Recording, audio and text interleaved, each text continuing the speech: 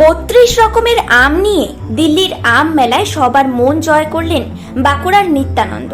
বাঁকুড়া জেলার গঙ্গাজলঘাটি ব্লকের পাকতর গ্রামের যুবক নিত্যানন্দ গড়াই চাষ করেছেন বিভিন্ন প্রজাতির আম।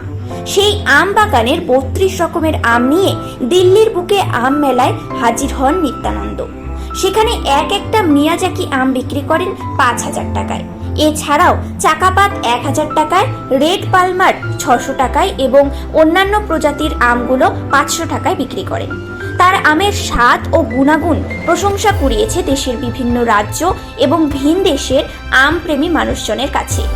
আম মেলায় প্রথম স্থান অধিকার করেন, পেয়েছেন একাধিক পুরস্কার এবং সার্টিফিকেট।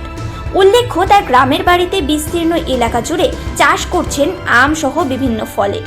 সম্পূর্ণ বিজ্ঞানসম্মত পদ্ধতিতে ফলের চাষ করে নজির সৃষ্টি করেছেন। এই মুহূর্তে তার বাগানে Miyazaki, red palmer, king of Chakapat, American Dokmai, golden, Thai KG, কিউজাই, আম্রপালি সহ একাধিক বিদেশি ও দেশি আম রয়েছে। দিল্লির আম মেলা থেকে ফিরে এসে নিত্যানন্দ গড়াই তার আম বাগান সহ আগামীর পরিকল্পনা সহ নানা বিষয়ে বাগান করার কথা ভাবছেন। দিল্লি শহর পর দিল্লিতে ঘুরে আসার পর তো খুবই এক্সাইটেড, খুবই আনন্দিত। আর বিভিন্ন লোক বিভিন্নভাবে যোগাযোগ করছে, আম সম্বন্ধে যাচ্ছে।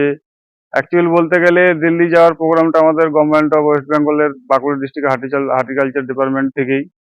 তো সেখানে আমার 32টা বিদেশি ভ্যারাইটির আম ওখানে যায়। সেখানে দিল্লিতে আমাদের রাজ্যের লোক প্লাস আমাদের ভারতবর্ষের বিভিন্ন স্টেটেরও লোক প্লাস এমনকি কিছু বিদেশি লোকও সেখানে আসে, আমার আম প্রদর্শন করে এবং টেস্টও করে কিছু কিছু আম।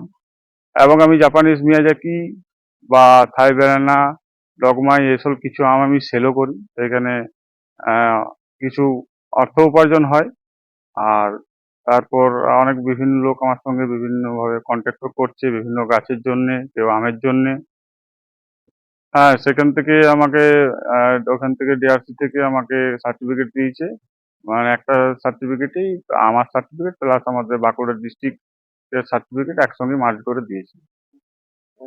বাগানে আমার টোটাল 105টার মতন আমের ভ্যারাইটি আছে। তার মধ্যে এবছর 40টা ভ্যারাইটির ফল হয়েছে, যেমন থাই কিউজাই, থাইল্যান্ডের ব্যানানা, বাংলাদেশের Gourimoti, king of Chakapat, Miyazaki, blackstone, Thai KG, Thai 4 KG, তারপর আমেরিকান রেড পালমার, আমাদের দেশি ভ্যারাইটির মধ্যে কেশর, জর্দা, তারপর আমাদের রয়েছে মল্লিকা যেমন রয়েছে, তারপর আপেল ম্যাঙ্গো রয়েছে, R2E2 রয়েছে, আরউইন পার্পেল রয়েছে, PN7 রয়েছে।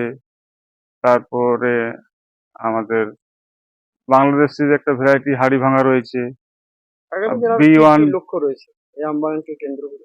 আমবাগানকে কেন্দ্র করে যে পরবর্তীতে আমার এখনো পর্যন্ত আরো কিছু বেশ 100টার মতন আরো ভ্যারাইটি এখন আমার আনার আছে। সেগুলো আমি এখনো পর্যন্ত চারা পাইনি, তো সেগুলো আমি নিয়ে আসছি যাতে সামনের বছর আমি 100 জায়গায় 200 আমের ভ্যারাইটি করতে পারি। আর পরবর্তীতে আরো বাইরে জায়গা টায়গা দেখে বাগান বাড়াবার প্রচেষ্টা আছে। আচ্ছা, এই যে চাহিদা বিদেশি আমের চাহিদা রয়েছে, কিন্তু বিদেশি আম যেহেতু একটু ডিমান্ডিং জিনিস, তা অ্যাভেলেবিলিটি নেই। সেই কারণে সবাইকে দিতে পারা যাচ্ছে না।